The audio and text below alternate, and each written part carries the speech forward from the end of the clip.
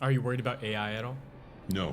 Eric is an Emmy Award-winning television writer, philosopher, and executive producer, best known for his work on The Big Bang Theory, Futurama, and Malcolm in the Middle. I don't need a machine to come up with a copy of what's been done before. With 16 Emmy nominations and a mind that bridges comedy and contemplation, Eric brings a rare blend of humor and depth to everything he creates. I think the people who own these companies are executing a massive hype to raise the value of their stock. That's true. I can see that. I've seen no evidence that AI is the next big thing. There's a certain age where a lot of people are like, I'm too old to learn this thing. And you're over here with an open mind of like, I want to learn that thing. Let me figure it out. Where does that come from? Well, how has fitness affected your life? I wish I was more fit, honestly. When did you start getting into it? When did I start getting into it? Maybe when I was a teenager. Somebody gave my family a box of weights with Charles Atlas weights. Okay. And I started to lift those weights. Charles Atlas weights, like Atlas stones? No, it was dumbbells. Okay, dumbbells. And then there was this thing called the Royal Canadian Fitness Program, which I tried to do. I didn't learn to ride a bike until I was 15. My friend Richard Levy taught me, and then I started biking. I have two things that kind of held me back.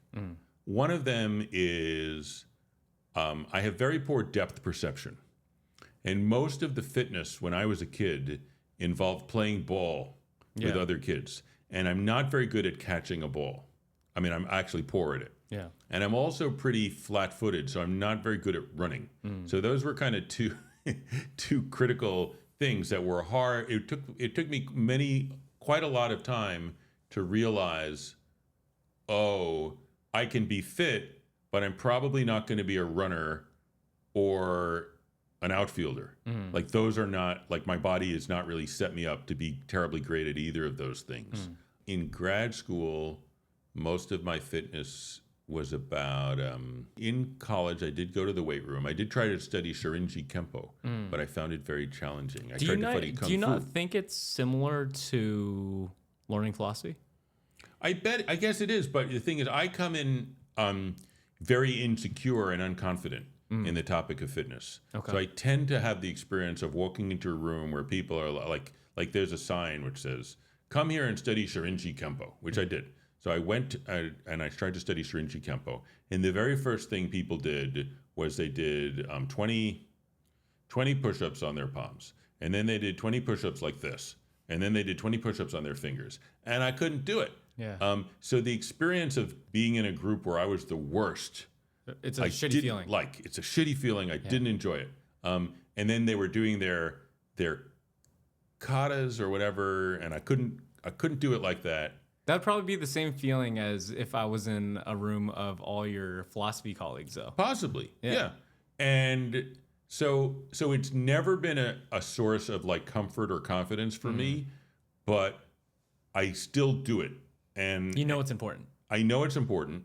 And I also think like I'm probably in better shape than if I had never done it to the extent that I do it. Yeah.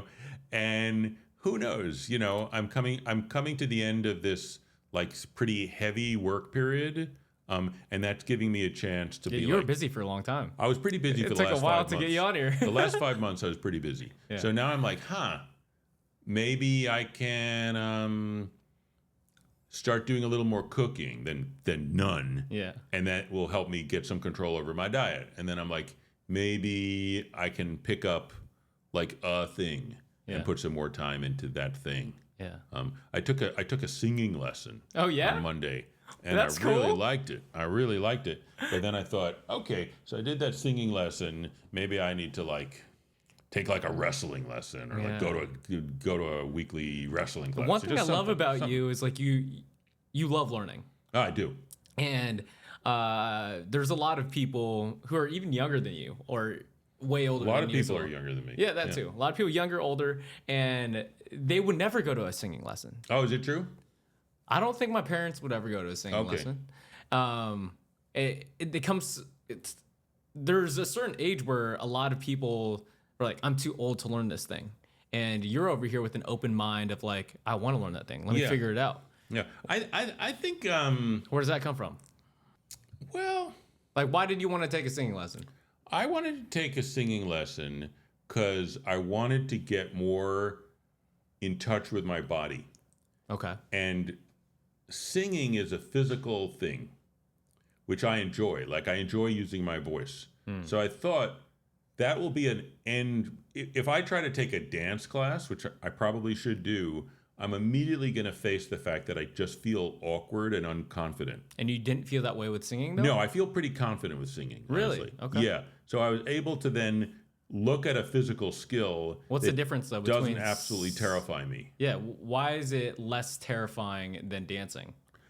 Just for me. Yeah. Just for me. Like, have you I sung have in the taken past? dancing lessons, actually. Okay. I have taken dancing lessons, but I like music. I love music, and I'll sing on my own, like when I'm driving in the car, when I'm walking down the street, and I express myself emotionally through singing, without the degree of self-consciousness that I have when it comes to dancing. But honestly, you're right. I should do some more dancing. Like, that's good. But I'm just telling you that when I do it, I feel a little bit like, oh my God, I'm such a schlep. And there are these people who are great at dancing, and I'm not one of them. I feel that same way about dancing. That's You what do? I was asking. Okay. Yeah, and I'm just like, no one's judging you, though. Who's the best person who's both a bodybuilder and a dancer? I don't know that many people who are both bodybuilders and dancers. But are there any? There is a couple, I think. There was this one bodybuilder. I forgot. I met him recently. This big black gay guy. He's like in his 60s now, but he did like this ballerina routine for, I think, Mr. Olympia, or this big show back in the day, maybe 20, 30 years ago. And it was really awesome because we appreciate the dichotomy of things. Right. Right? Naval Ravikant, do you know who he is? Do you know who Naval Ravikant is? Naval Ravikant. No. Who's Naval Ravikant? He's like modern day philosopher as well. He's a big business guy, angel investor, but he talks about, I love using this analogy. A lot of people on the podcast have heard of it, but like you have a bear. Yes. And you have a unicycle. Cool. But you have a bear on a unicycle. That's really fucking cool. That's interesting. And so that's the bodybuilder who dances. That's the philosopher who writes comedian, comic. In a funny way, though, and that's dancers do have to lift weight because they have to lift a ballerina. Sure. They're really strong. Right. So it's interesting that strength in motion isn't really a bear on a unicycle. It's like a person on a unicycle. Like your body. And if you think about like the basic life of like a your Neolithic warrior, he's got to dance. He's got to fight. He's got to pick up stones and carry them places, right? Interesting concept. Yeah, right. What sparks your interest? Like, what makes you want to try all these new things, especially like as you grow older? To me, they're all kind of connected. How so? That's a good question. I knew you were going to ask that, and I wish I had a better answer. But let me take a stab at it. I think, like when I'm writing, I'm trying to express something. And one of the things that I'm trying to express is emotion. And then so I could think like, well, what is emotion? What does the world look like to me when I'm joyful? How can I express that? What makes it hard for me to express that in my writing?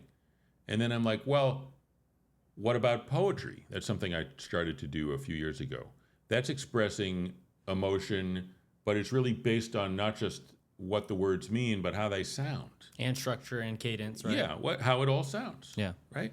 And then it's like, so that's expressing emotion through a certain kind of physical quality to the language. Well, now let's take a step more physical. The music of the actual singing. So that's a step more. Okay, so that and now that I'm singing, I'm using my body. I'm using my diaphragm. I'm using my abdominal muscles. I'm using my lungs. Well, now what if I'm singing while I'm moving my body the voluntary muscles. Yeah. Well, that's dancing. That's dancing. You know? So it starts to feel like that philosophy, which is like I started off saying, I'm trying to express a joyful way of looking at life. And then I just, as I went through expression, I was like, well, expression is also using my body to express emotion. And then using my body to express emotion, that turns out to be dancing. So they're kind of all Together. They're all connected. It's all part of one thing, which I don't have a word for, but I do notice that when I can make these connections, it seems to make me more effective. Have you heard of the samurai Miyamoto Musashi? Is it the Book of Five Rings? Yeah. Yeah. Yeah. So it's how he basically is like when you understand the way broadly you see it in all things. I think that's true. Yeah. Yeah.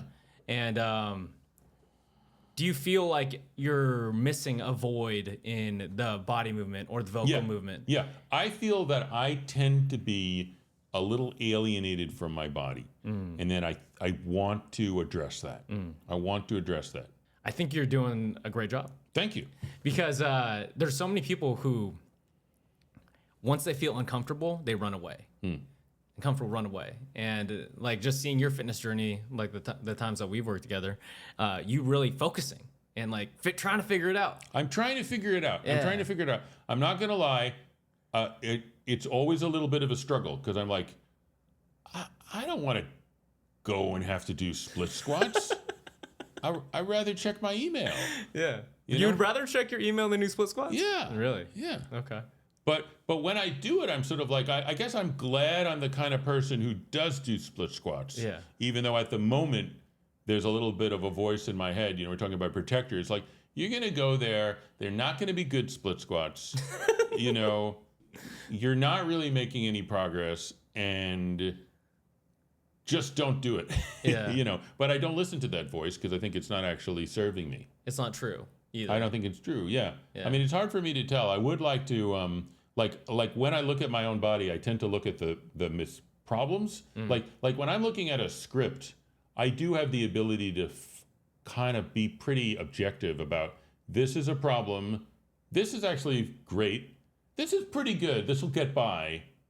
So let's focus on the problem. And maybe if we have time, the pretty good thing can be great. Or maybe the great thing could be super great. But I kind of know what I'm doing. But when I spend an hour in the gym, I kind of am like, wow, that just seemed like a mess. Yeah.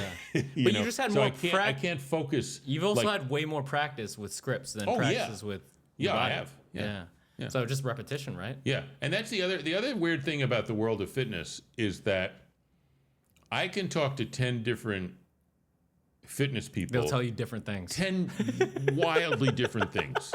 That one person could be like, what you really need to do is throw away your shoes. Yeah. Go through life barefoot. And then someone else will be like, no, what you really need to do is get the right inserts. Speed. Work on speed. Yeah. Yeah. And it's just like, whoa, how do I put those together? And I think that's sort of the problem. Like it does boil down to experience because some of the things people are saying are wrong. And some of the things are just questions of personal style or emphasis. And some of them might be just the same wine in two different bottles. Yeah. You know, and it can be, well, I'll give you an example. Like there were some friends of mine at work who used to go to a climbing gym. Yeah. And they were all into climbing gym. So I went to I was like, maybe I should go to a climbing gym. You checked out a climbing gym. Maybe that's a good thing to do. Let's fucking go. I was so bad at it. Because first of all, I had to wear these special shoes.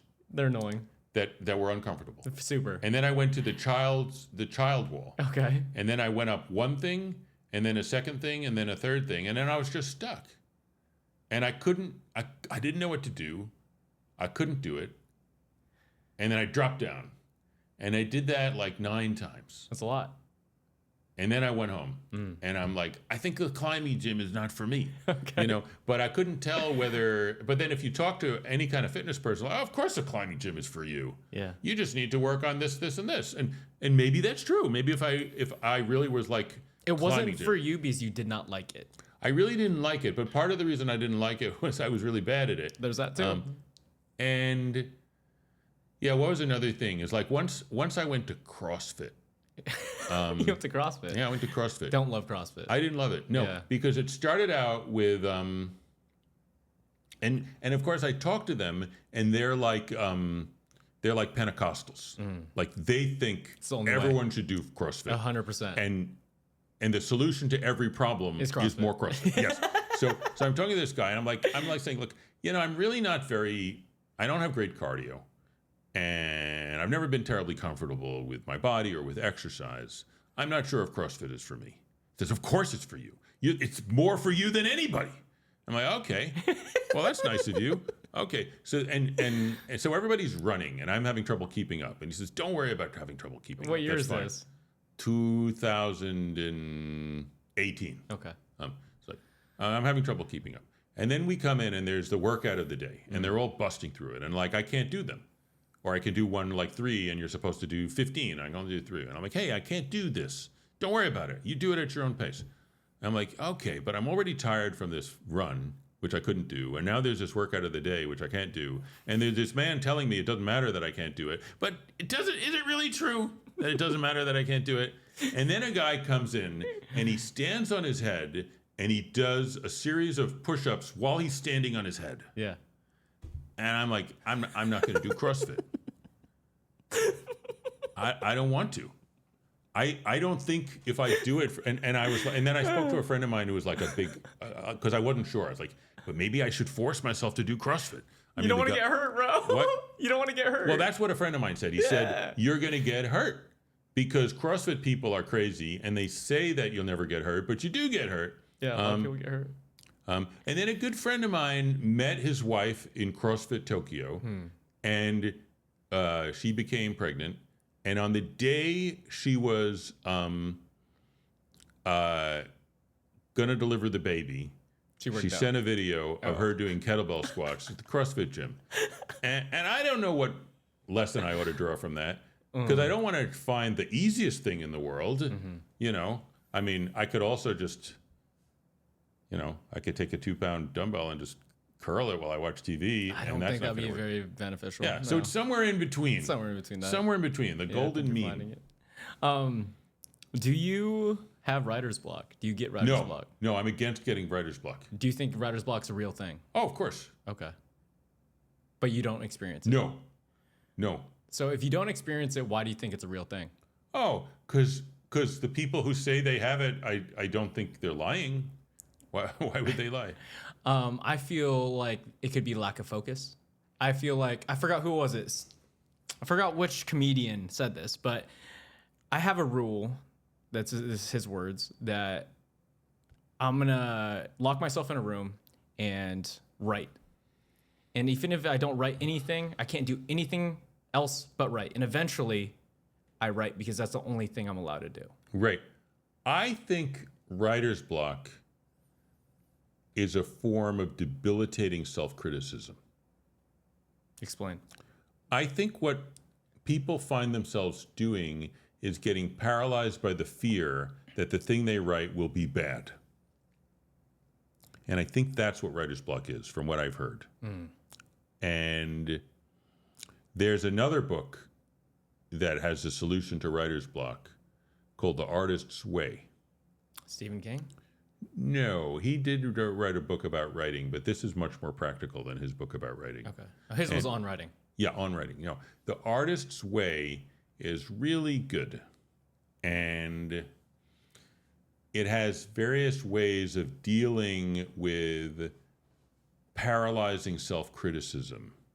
And that's, I think, the actual issue of writer's block, that people have become so critical of themselves that they've become unable to do anything because they're afraid it will be bad.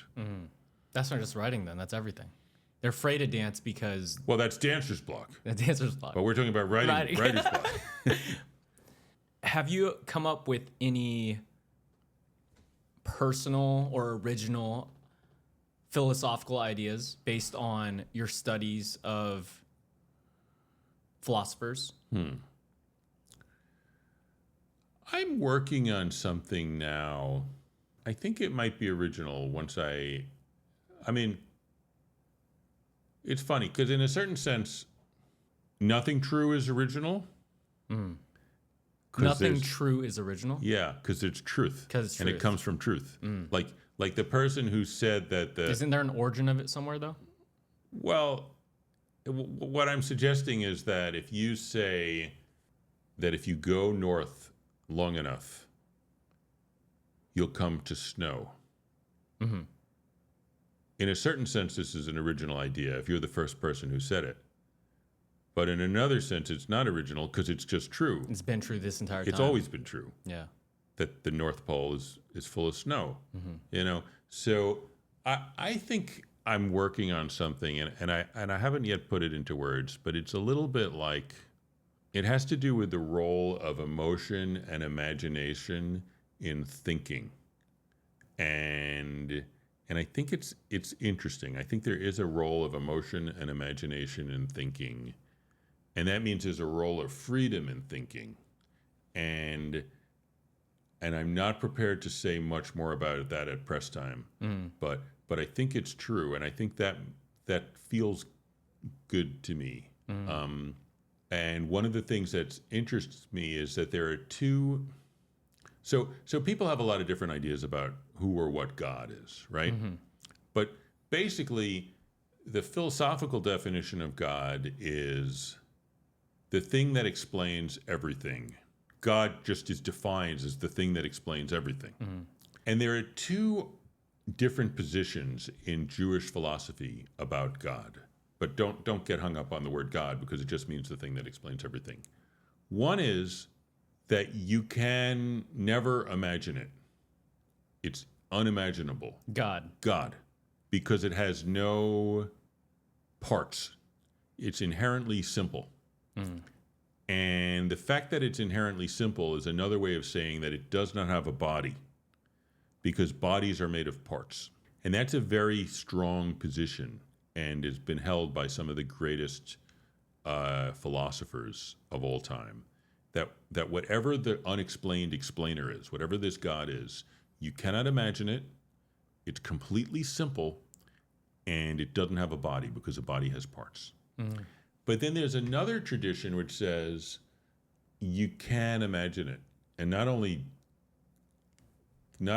can you imagine it, but you have to, because you have no way of dealing with something that you can't imagine. And I think there's a way in which they're both right. And that's what I'm working on now in my private time. Have you had arguments or debates with, I guess, Christians or people of religion based on that definition of God? Yeah, I mean, I find people who are interested in debating about religion, I usually find pretty boring because they don't seem to really be interested in finding the truth. They just have some views that they were indoctrinated into, and then they've learned a series of debating tricks to try and push those views. Mm-hmm. But generally, I find people who are interested in having a debate about religion from either side, either a religious side or an anti-religious side, to be pretty boring. Mm-hmm. I don't play that usually. Mm. What has the benefit or net gain been from having a debate or a conversation with a philosopher with different views? You're not doing philosophy if you're not having debates with philosophers with different views. Okay. Like it's almost like it's like what's the debate? What's the gain of wrestling with another person? Well, you're not doing wrestling. If it's just you, I don't know what you're doing. Maybe you're doing martial art. Maybe you're working out, but you're not wrestling. Yeah. Yeah. And then philosophy it's an interesting thing, which is, I think more so than in wrestling, you can wrestle with yourself, or you can create a position in your mind and wrestle with that. Yeah. Which I don't think you can get good at arm wrestling by wrestling yourself. No. Probably not. You say that philosophy has questions that are too important to ignore and too hard to answer. Yeah, I think that's true. I think that's true. That's not my. I think. Why are they important? Why are they important? Well, it depends on the question. Yeah. But like, for example, circling back around to just these questions that you analyze on your podcast. Well, or in like one question that we analyze, like one of the very first ones that we did was, is it possible to do art that's also a business. And for me, that's important because I sort of like that. Most of my art is my business. It is paying my rent. Yeah. But there are a lot of interesting reasons to think, well, wait a second.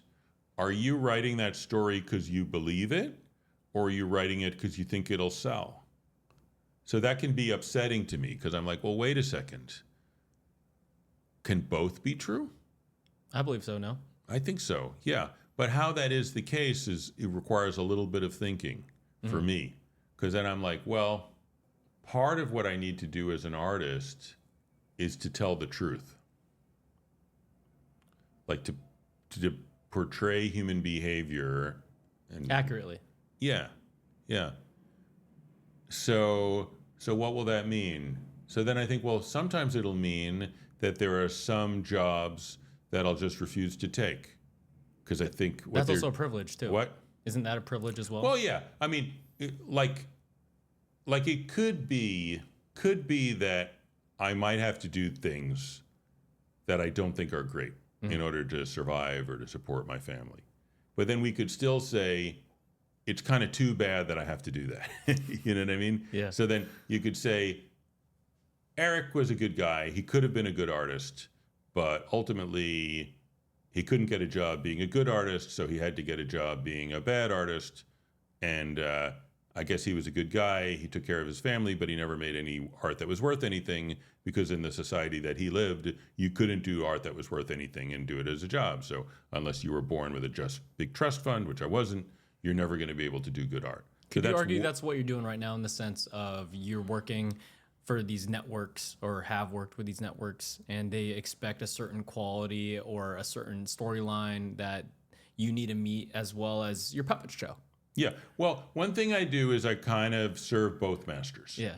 That I'll be like, hey, like take Malcolm in the Middle. I think Malcolm in the Middle is a pretty truthful show. So since it was a truthful show, I was able to do good work on it that I was proud of. So I was able to make money from it. And make money, yeah. So I was able and pursue my, and burnish my CV so that I could get another job. Yeah. So I was able to do both. But in any case, I think you started the question like, why do you ask certain questions? I ask certain questions because I want to know the answer to them. You know what I mean? So I'm like, what's the answer? What it seems like there seems to be a tension pulling in two different ways. Like I don't know. I mean, are there questions about fitness that you ask that you don't know the answer to? Usually not. Oh, you know all the answers. Okay. No, I just don't think that some questions the answers to the questions that I do have will benefit the things that I currently want to achieve. Okay. So then for you, you're at a stage in your career which is about execution. Yes. Okay. Back to the medicine thing. What? Back to yes. Yeah. For me, sometimes I am asking questions because part of what I'm doing is trying to answer difficult questions. You know what I mean? Yeah. Sometimes I'm not actually personally involved other than that just my mind can present me with the question and I'd like to know the answer to it. That also happens. There's so many questions that are unanswered, though, that you can't truly know the answer to. Like what? What happens after we die? That's true. But I think the way I would approach that question is what answer to that question, or more generally, how would that affect how I live? Like, if the span of life that I'm alive is about, let's just take the Buddhist example. If it's about becoming free of the concept of self, if that's true, then I don't need to worry about what would happen after I die, because the I is not something that lives or dies. It's sort of a mistake.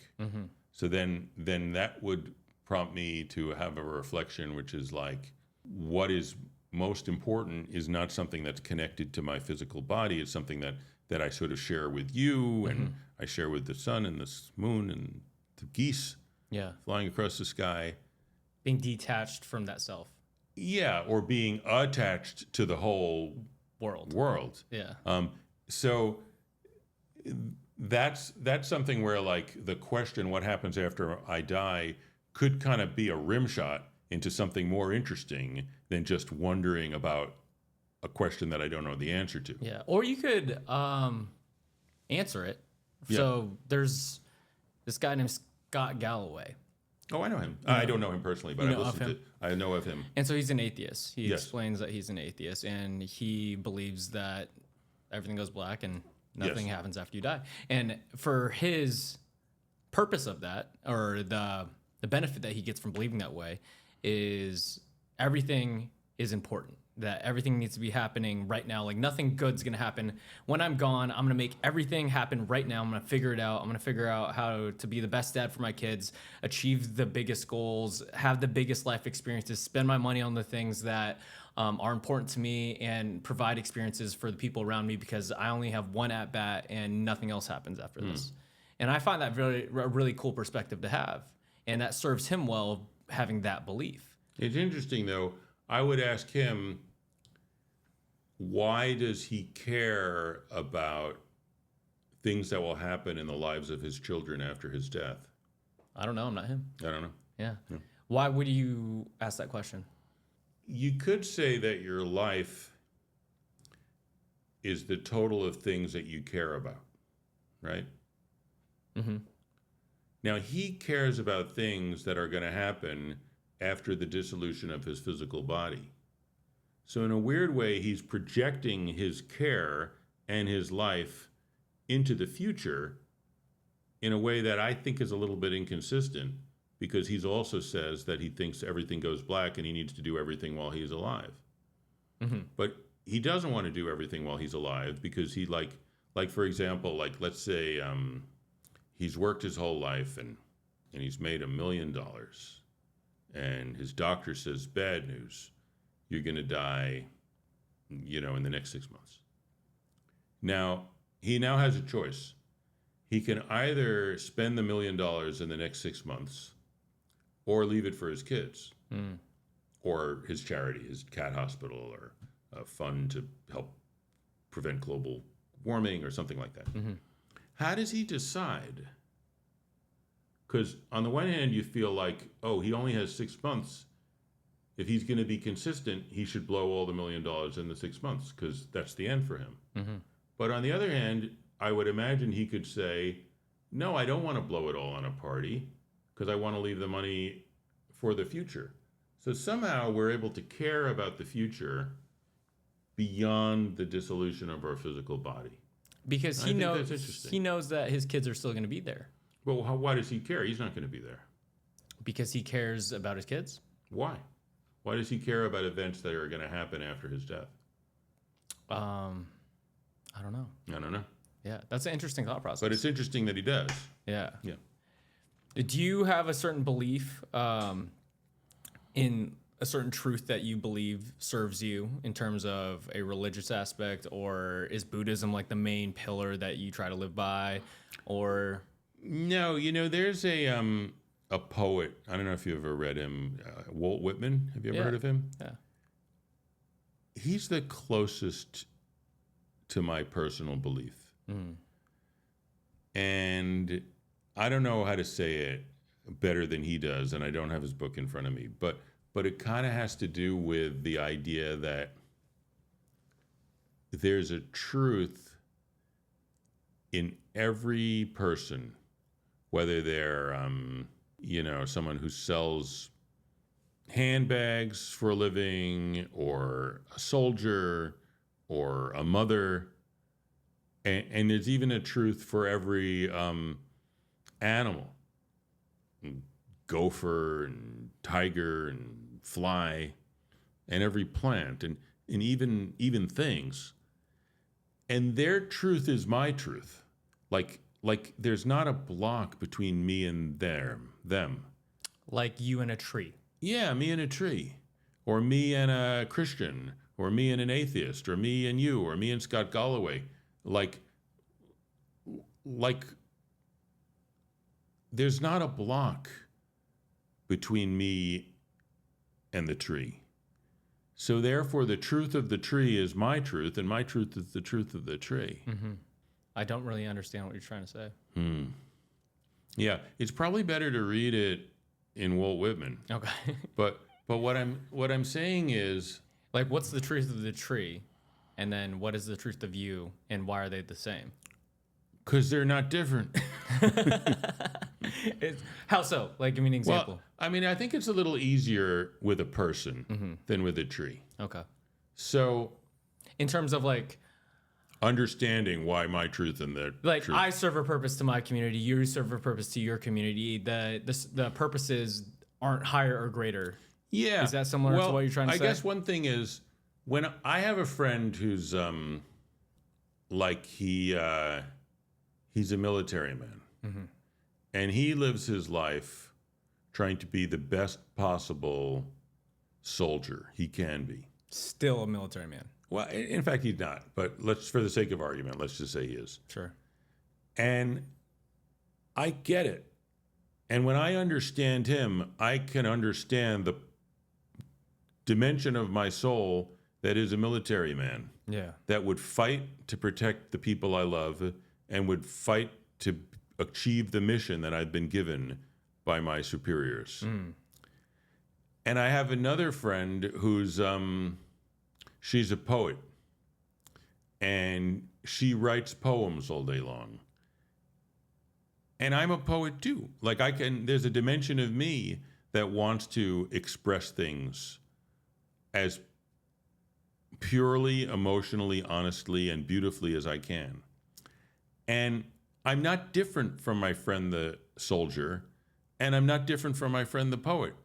When I look within myself, I see them. And when I look within them, I see me. Yeah. There's not a block. Sometimes it feels like there's a block, but if I look a little more deeply at that block, it's not real. Yeah. So It's made up. it's made up. Yeah, it's fake. So I feel like, yeah, the same self that beats within me, beats within my friend the soldier, and beats within my friend the poet. It doesn't feel to me like we're different. I feel like we have the same self. We're like fingers of the same hand. Yeah. We're like it's like two eyes that make one vision. Me and the soldier can look at one world. I'm one eye and he's another eye. Comedy writer is one eye, soldier is one eye, and together they look at one world. But it's not just two eyes. It's like 15 billion eyes. Yeah. And that's just the people. Yeah. And we're not even getting into like the gopher, or the ant. But the ant, I'm like the ant. I mean, the ant's trying to get by. Yeah. He's trying to do his job, take care of his kids, his sisters. I mean, they're all girls, I think, practically. So I didn't know that. helping their sisters That's crazy. get by. So I'm like the ant too. Yeah. And that's a little harder because he's pretty. It takes more of an effort of imagination to remove the block between me and the ant than it needs to remove the block between me and my friend. Yeah. But it's a sort of the same journey of looking at these fake blocks that make it feel like myself is different from yourself. Does that make sense? Does that make more sense? Yeah. How do you get rid of those blocks? Well, a lot of it has to do with courage, because some of the blocks make us feel safe.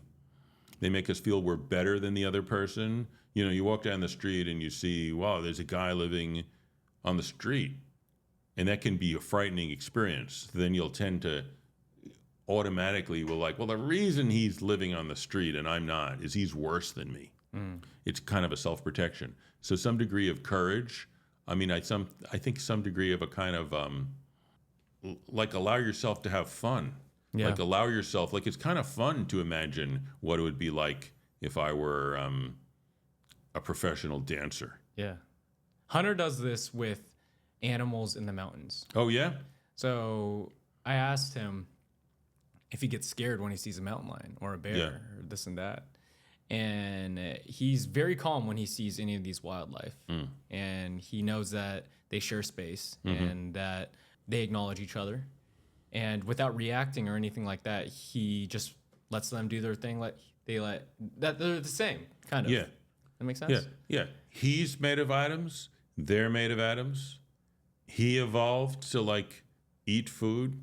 They evolved to eat food, you know? They're part of the same thing. It's kind of like this piece of wood and this piece of wood, they're part of a single piece of wood. A single piece of wood, but maybe a different tree or something Maybe like that. from a different tree. I don't know how this desk was made, but kind of looks like it's from the same piece of wood, honestly. I mean, the same tree. It looks like the same tree. Yeah. What makes something funny? I think it's a release of energy that comes from acknowledging a truth that we weren't used to acknowledging. There's bad jokes, there's cruel jokes, but I think it's a little bit like it's a little naughty. It's like saying something that on some level you're not supposed to say, and that makes you feel kind of loose and happy. You may feel dirty a little bit. Maybe a little bit dirty, but a little bit like dirty. Because when like you're 2 years old, it's fun to be dirty. Yeah. Like you're not supposed to play in the mud, but it's fun. Yeah. Yeah. You're not supposed to play with your poop, but at a certain age, it's kind of fun. And then your mom is like, don't do that. Don't do that. So you're a little bit getting in touch with parts of yourself that you've been pushing out of the limelight, pushing out of sight. And you're like, oh, you welcome it back. So like, do you go for your writing process? Do you go through all these memories of like playing with the poop, basically, and just writing them down? Yeah. Yeah. Yeah. Well, like a lot of it is sort of like I'm writing a project now about work. And one of the things about it is like a lot of stuff happens in work that's a little shameful, What type of work? The work that I've done. Okay. So like what's shameful? Like an example. Like kissing the boss's ass. Now I'm ashamed of that, and I kind of do it less than maybe I should. But I certainly see the temptation, and even feeling that temptation is shameful. So there's a lot of things about work that I think are a little hard to sit with because they don't feel so good. Isn't that playing the game though? I know, but sometimes we don't want to play the game. Sometimes we don't. Yeah. So that's an example of something like the playing with shit. Like it's sort of like, we do these things that are a little inglorious or shameful or weird or at the very least not often spoken about, and it can be fun and a little scary, but that makes it kind of fun to joke about that. Yeah. Because it's releasing this kind of tension. It's like the return of, no one is allowed to talk about it, but on some level, it's happening. And then if you see the comedian talk about it, there's something very freeing about that. There's something it's kind of like, fun. oh, you see me. It's a relief. Yeah. Yeah. Yeah. It's like, oh, you see me. Like, you know what I'm feeling. Yeah. Like we go through life, terrified, putting up these masks. And then for somebody to be like, during that meeting, all I was thinking about was that I had to take a piss. And then you're like, oh, me too. Yeah. I've been there. The whole thing was supposed to be about the company's future, and all I was thinking about was my bladder. Yeah, I was like imagining, what if I could let like one drop out and feel so fucking good, just one dropper. And that would be like part of the script. Yeah. Or you just be like, and then you're just, oh my God, could I somehow get a bottle? Yeah. And could I somehow work it into my shorts? Because that would feel so good. And I'd be able to pay attention to this meeting, which is so important. Yeah. Do you think, what do you think makes you stand out from any other writer? Because objectively... I mean, probably quality. Quality? Yeah, probably a little bit better. Okay. Other, So, like, what makes... well, objectively, right? I'm making a joke. Yeah, but, like, what makes a better quality writing? I think when I'm at my best, I'm writing stuff that... people haven't said it before, but when people hear it, they're like, "Oh yeah, that's right." I think that's the best thing I'm capable of doing, and I don't always get there. What do you think makes you special as a bodybuilder? I would say nothing special as a bodybuilder. No. I would say as a trainer, different. I approach fitness differently than most trainers. How so? In that I approach it from various different angles of weightlifting, calisthenics, mobility, like kettlebells and barbells. Like a lot of fitness industries are like, I'm only doing animal flow. I'm only doing bodybuilding. I'm only doing powerlifting with the barbell. This is kind of like the correct way to do the thing. Versus I approach every aspect of fitness of I'll take one thing from kettlebells or one thing from animal flow or one thing from yoga and put it all together to where I think it's the most optimal for the person. Right. You know? Yeah.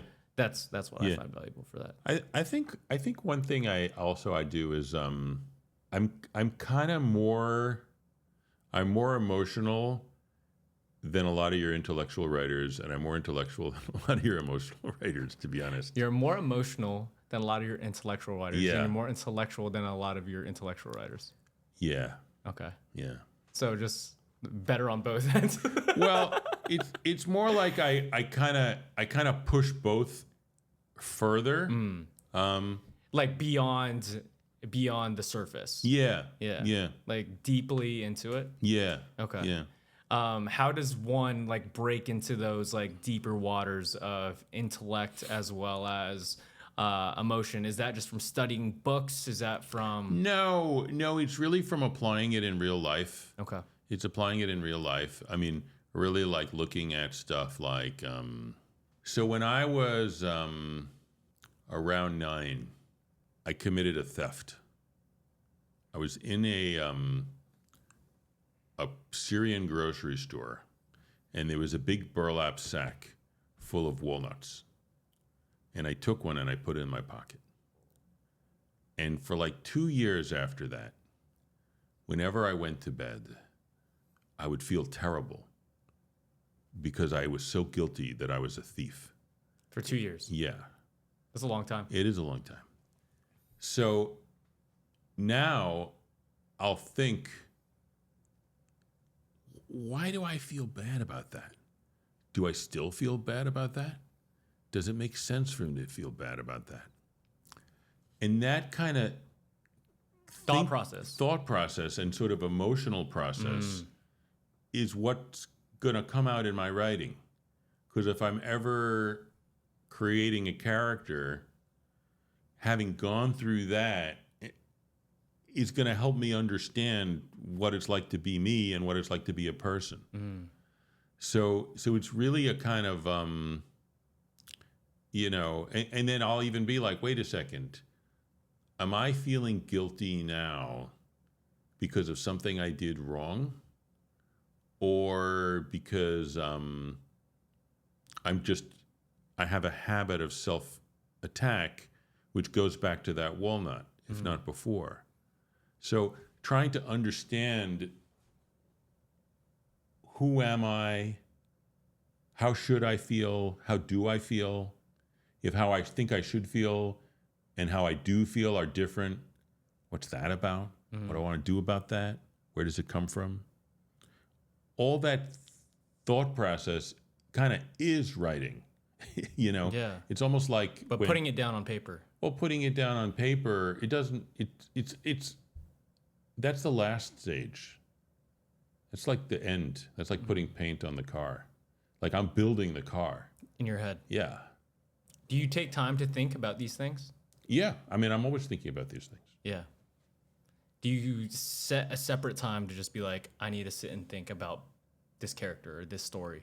Oh, if I'm writing something, yeah. If I'm actually writing a script, then yeah, I need to sit down and be like supposing I would think, oh, let's talk about the last project I did. The last project I did was Guys Next Door. And I was like, I want to do something that's about, honestly, it was about 2 different attitudes towards death. Okay. There were people who think about death. There's going to be 3 characters who think about death a lot and 3 characters who don't think about it at all. And I'm going to put them together. So I'm like, that's the idea. And then I'm like, okay. And I pretty early in the process, maybe even like 10 years before I actually put word to paper, I was like, 3 of them are going to be... 10 years? Yeah. 3 of them are going to be CIA assassins on the run. And 3 of them are going to be normal people in an apartment. Okay. And they're going to come together. And I kind of was like, that's good. I, honestly, when I first started, I was like, maybe it'll be 2 and 2. And I worked out this whole script that it was it's these two women who live with their mother in South Dakota, and these two assassins move in next door, and their lives get mixed up, and at the end the assassins get kidnapped, and the women go along to rescue them, and it just didn't really sing for me. So I needed to sit down and be like, nah, that's the basic move is good, but it's not quite what I want. And part of it then had to be, and I was like just like messing with it and just trying to figure out how to make it work. And then ultimately what I figured out was, okay, first of all, I don't want it to be two women and their mother. I want it to be three young people, two guys and a woman living together in an apartment. And suddenly that kind of felt better because it was like some level of like the masculinity, like these guys aren't feeling terribly masculine, and then these assassins are feeling masculine. I was like, okay, that seems like I'm suddenly getting into a place where I'm able to talk about stuff that actually feels funny and fun. So that was good. And then I'm like, okay, how do I put them all together? Oh, well, and then I was like, okay, I don't want to have them just living next door. Why don't we have this be the day that these assassins need a place to stay? And so that's kind of what writing is like. It's like I'll have this sense that like there's this basic idea that seems good. And how do I execute on it that will continue to be good, as opposed to like taking the car and like you'll keep adding driving parts, and then you're like, oh, that part doesn't fit. That part doesn't work. Yeah. That part is actually messing it up. And suddenly it went from, because, when I first come up with the idea, it's fantastic. So I'm so excited by it. Yeah. And then part of it is to keep that energy going throughout when all the decisions are being made. Because the reason why writing, I was trying to ask myself, like, why is writing tiring? Because I'm sitting there like moving my fingers. It takes a lot of brain power. I think it's the decision making. I think it's making the decision takes a lot of emotional energy because you're afraid you're going to make the decision wrong. And it's the series of decisions that are exhausting. And if you make the decision wrong too, and you continue, there's downstream effects. Yes. Everything else sucks, and then you have to go back to that. Yes. Yeah. Yes. And that's but then frustrating. you can also drive yourself crazy because you can get scared and think that you made a mistake in the beginning of the process when really you didn't. And you can get so frustrated that you go back and tear up something that actually worked. Yeah. And that's something that you get from experience. That's something that it's very hard to teach. And I think I just got it beaten into me by doing it so many times. So like, yes, the script has a serious problem, but no, the problem is not the premise. The premise is solid. Yeah. But I made a decision sort of halfway between premise and writing the end, and that was a mistake. And that's a challenge. That's challenging. Are you worried about AI at all? No. Why not? Because I don't need a machine to come up with a copy of what's been done before. Executives can already do that. A committee of executives can already come up with a copy of what's done before. But that's not the job of writing. The job of writing is to come up create with something out new. of nothing. Come up with something new. Yeah. So I'm not worried about AI in the sense of actually competing with me at what I do. Now, it might change the industry in ways that are bad, but I'm not as worried about that as I'm not worried about the existential threat that actually an AI will ever write anything as good as what I write. Why do you think that, I would say, objectively, lesser writers than yourself who haven't made it as far in the industry are worried about AI when you're not? Why do you think they're worried about it? I think the people who own these companies are executing a massive hype drive to raise the value of their stock. That's true. I could see that. I think it is just a gigantic trick that's being perpetrated by people who serve to make astronomical sums of money if they succeed in convincing people that AI is the next big thing. I've seen no evidence that AI is the next big thing. Yeah. I just see a mass production of the hype is real. garbage. Yeah. Yeah. Yeah. So So I guess I'm worried that AI might tank the economy because it's so overhyped. But I think people should not worry that AI will replace human creativity. I've seen zero evidence that it can do that. Do you think people could develop the writing skills that you have? The people who desire to be in a position where you are in the writing industry?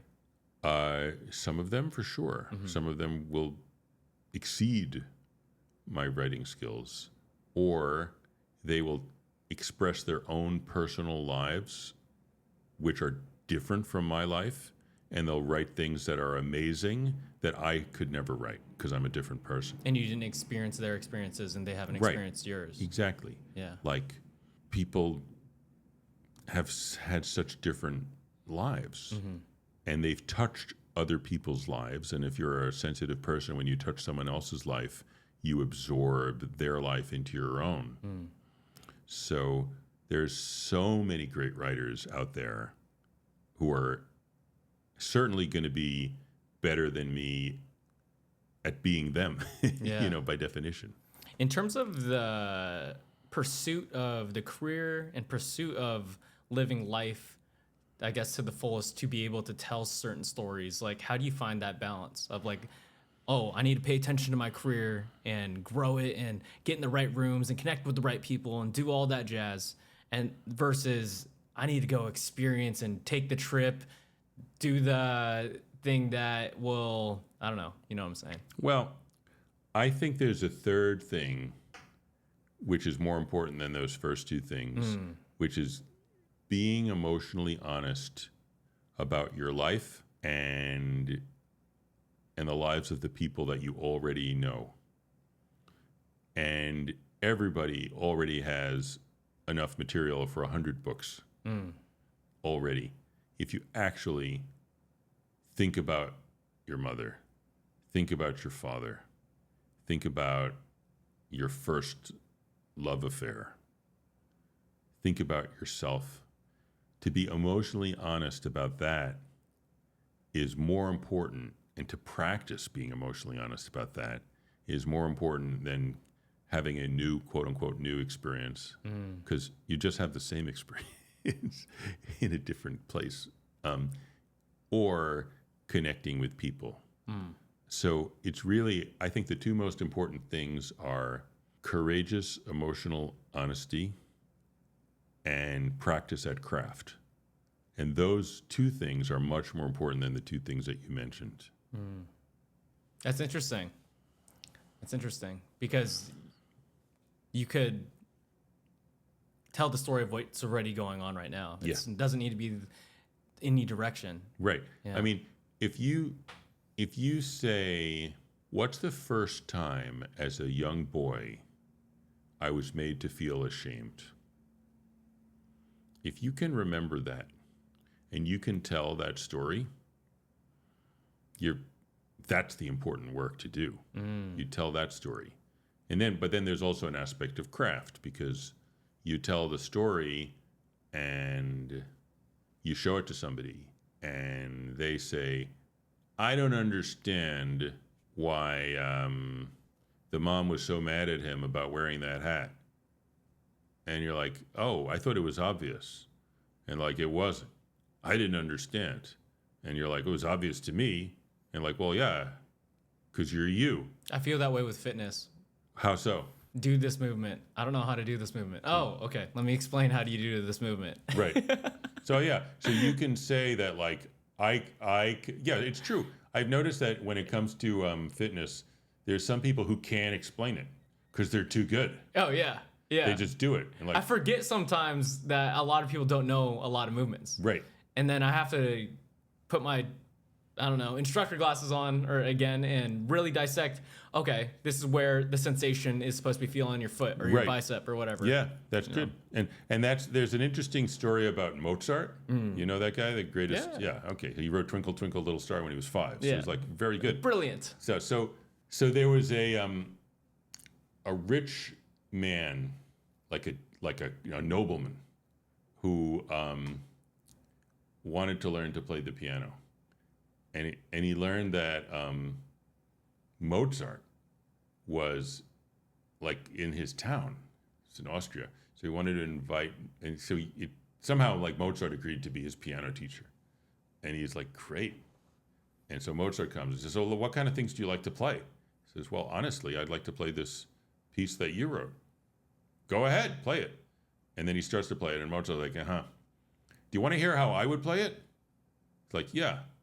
So Mozart plays it, and he says, "Well, play it like that. Bye." It's like Mozart had no idea how to teach someone how to play like Mozart. He couldn't even begin to answer that question. And on top of that, he wasn't remotely interested. He didn't want to think about how to teach people how to play like Mozart. He just wanted to write music. He didn't explain to this guy. Is that how you feel about writing? No, I think the task of teaching someone how to write is very interesting. I would like to, I've explored it. During the pandemic, I had a free class online for African-American writers and for Latino writers. And I tried to have one for trans writers, but I couldn't get any. And I found it was pretty interesting, but I also found it was, like, I'm talking about teaching writing. Yes. I found it was wildly difficult, and that what people knew how to do and didn't know how to do really varied from person to person, and how to approach teaching them how to do the thing that they didn't know how to do. I was feeling my way in the dark. I found it quite a challenging challenge. Did you enjoy it? I enjoyed it. The only thing, I mean, it was free, so I didn't feel like I was ripping anybody off. But I was frustrated by how difficult it was to get people to improve. It was harder than you expected. It was really hard. I can't remember how hard I expected it would be, but I will say it was really hard. How does it feel to have your writing be acted out? Oh, great. On all these shows. It feels great. It feels great. Because the actors I've had the privilege of working with are really good at acting. Like, they're really good. So I've seen people like get meaning out of a line that I didn't know was in it, and just bring it to life in a way that in my head, because whenever I write something, I'm kind of hearing it in my head, and they're like getting power out of it. It's better sometimes? Oh, yeah, it's much better. Yeah. Oh, no question. No question it's better. Like, because these people, it's like, they're like the best, they're like Yo-Yo Ma. They're like people who can take their mouth and their body, and they can convey stuff and make you feel stuff. Like, that's really good. And some of them could be like, if I just write, did you forget to bring the milk?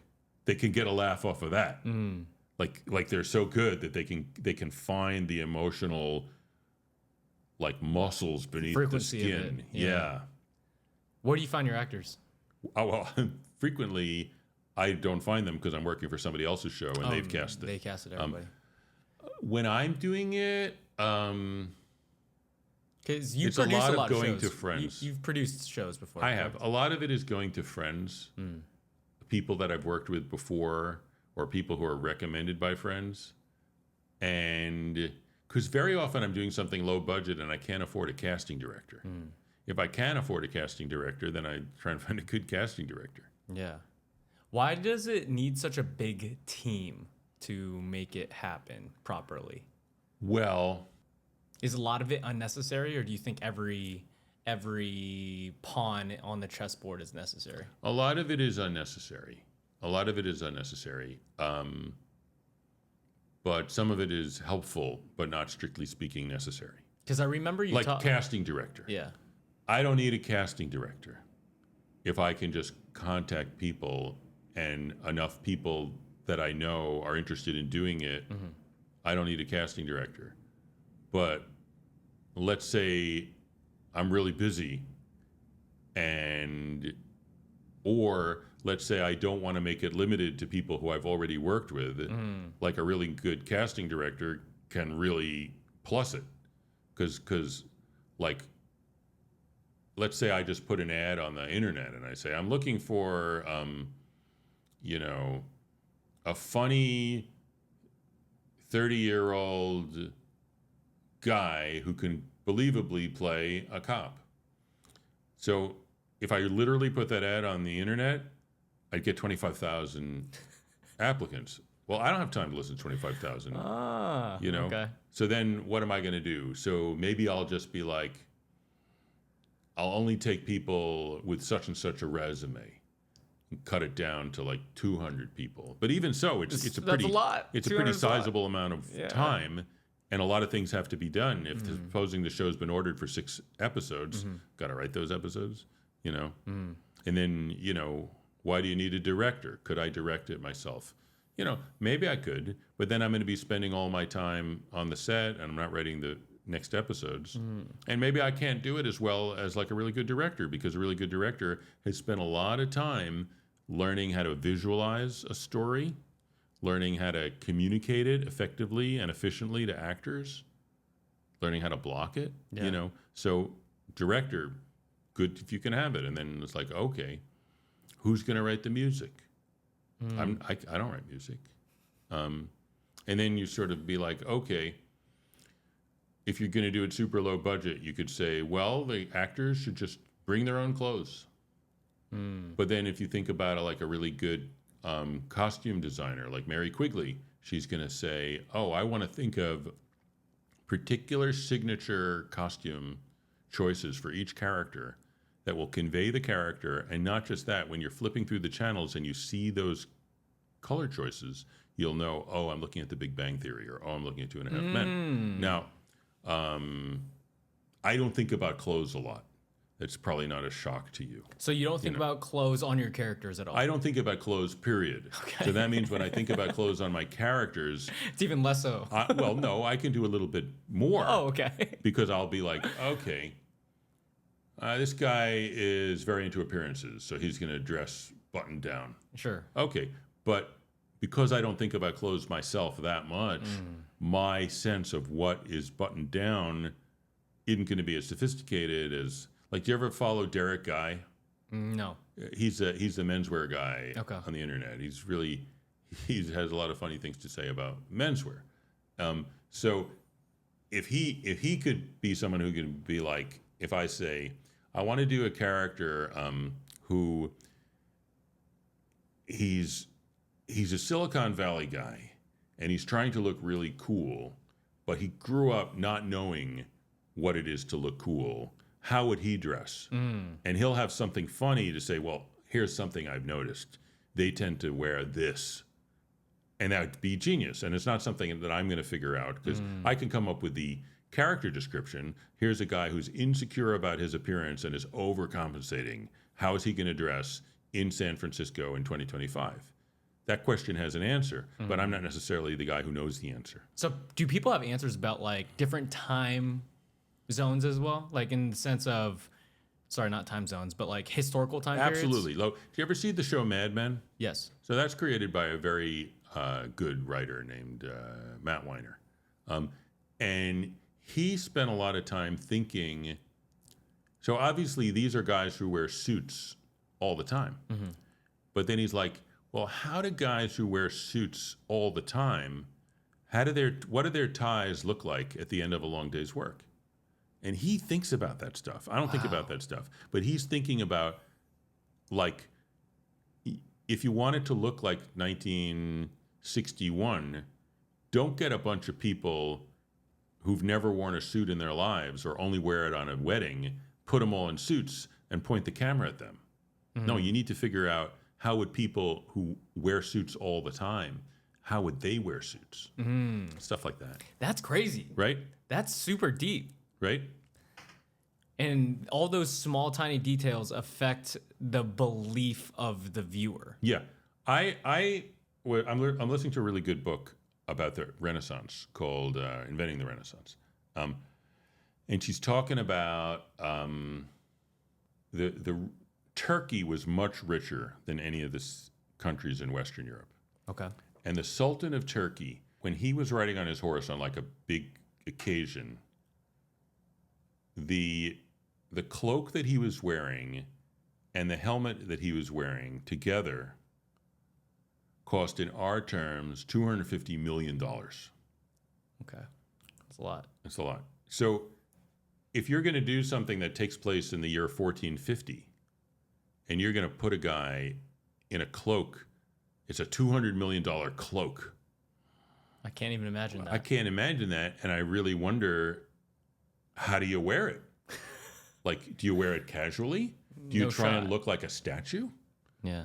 Are you trying to show that you're so badass that you don't care if dirt gets on your $250 million cloak? Or do you think that, no, my $250 million, I need to be treated a bit like a god on earth? Probably the second one, if I had to guess, but I don't know. Because I'm wearing a piece of clothing that you and everyone you ever met could work your entire lives, and you could maybe afford a piece of my sleeve. Maybe. So, and by the way, if you say, I can't imagine that, well, what if it was inlaid? You know that a diamond can cost $250,000. Mm-hmm. What if there were 1,000 of them sewn into it? You know that there are artists who, like, their work is shown in LACMA. What if one of them hand painted every design on it? You know, what if 10 of them hand painted every design on it? You know, so you're sort of like, oh, what that king is wearing is the product of thousands of geniuses working day and night to create the most amazing piece of clothing. You know, it's interesting. Like, You just painted the picture. I see it. and it's interesting. Like, can you make it for a movie? Well, yeah, to some extent, maybe you can, because you could use costume jewelry. Mm-hmm. You just, like, they're not real diamonds, but imagine that they were, and you can make them glow and shine. But it's sort of like, that's a serious, that's not just a piece of clothing. That's a whole approach to how your body is moving through space and establishing your social status in a way that is not, like, we kind of don't do it. Like, you know, you say Xi Jinping, maybe he's more powerful than Sultan Mehmet, but he lives in a world where he's supposed to pretend he's not, kind of. Like, he's supposed to seem like he's the most, diligent servant of the Chinese people. You know, he's not really supposed to act like he thinks that God created him to rule people. Like, that's not how he fronts. That's not how he rolls. Yeah. You know? Circling back around. Yeah. You got into the entertainment industry or the writing industry because you wanted your word to be seen by a lot more people. Yeah, I did. And now you have achieved that. Yeah. Your shows, your writing has been acted out on the big screen, and it feels good. Yeah, it does. And I guess, what are you most excited for now, since, like, that desire that you've had for so long has been fulfilled? Well, to say things that are more and more true and more original and continue to connect with people. Just and to do more stuff that's me, because most of my career I've spent working for other people. Yeah. And there's ideas that I want to, like, put out there that are from me. Yeah, versus playing the game. Yeah. Yeah. And what does that do for you, putting things out that are more you? It feels great, because it feels like I'm fulfilling my life's mission. Like, I'm saying things that no one else could have said and putting them out there in a way that ideally will help people understand their own lives better and kind of connect. We'll have a kind of an energetic exchange. Is there anything, closing up, that you have learned from people in the industry, or if you have a mentor or something like that, that you've taken a lesson from versus these philosophical mentors of, like, the Buddha or Socrates? Or Yeah. I've learned a lot. I think one thing that I've learned is staying in the emotional truth of character. Like, nothing beats that. Like, to just stay in the emotional truth of a character and not run away and not go to a joke and not go to interesting thing that could happen, but just hunker down in the heart is something that I've learned. And I've learned it from different writers. And not like tangenting off. Yeah. Yeah. Really staying present. And like, what would somebody feel then? They'd feel sad. And like, and what would they say if they felt sad? Oh my God, I can't believe I'm going to be alone. I feel so alone. It's sitting in the emotion and as much as possible getting an honest read on that emotion, which is a non-intellectual process. Non-intellectual. No, it's emotional. It's super emotional. Yeah. Do you get emotional when you're writing these out? Absolutely, yeah. If I'm doing it right. If I'm not getting emotional, I'm not doing a good job. So do you feel like it's you? Like when you're writing these characters, that Yes. it might have not happened to you, but it's happening to you based on this story? Yes. Does that make sense? Or do you always write it about your experiences, if that makes sense? No, I've never done most things. The things I've done have been very few compared to the number of things that you've written about. That there are to be done. Yeah. But it's always me. Love that. Yeah. All right, Mr. Eric Kaplan. Okay. Thanks for having me on the show. Thanks for coming. Hi. Where Hi, can Nate Sims. where can everyone find you and your shows and your new projects? Okay. On YouTube, a show called Guys Next Door, the animated pilot. In your library, a book called Does Santa Exist? A Philosophical Investigation. In your podcast home, a podcast called Terrifying Questions and How Not to Be Terrified by Them. And keep watching YouTube and Patreon and Kickstarter, because my next project I'm going to launch pretty soon, like certainly fourth quarter 2025. So okay, this is about to come out in 4 weeks. Okay. So we'll put the links down. You'll Yeah. send them to me. Yeah. Cool. Okay. Everyone, Eric Kaplan. Okay. Bye. Bye.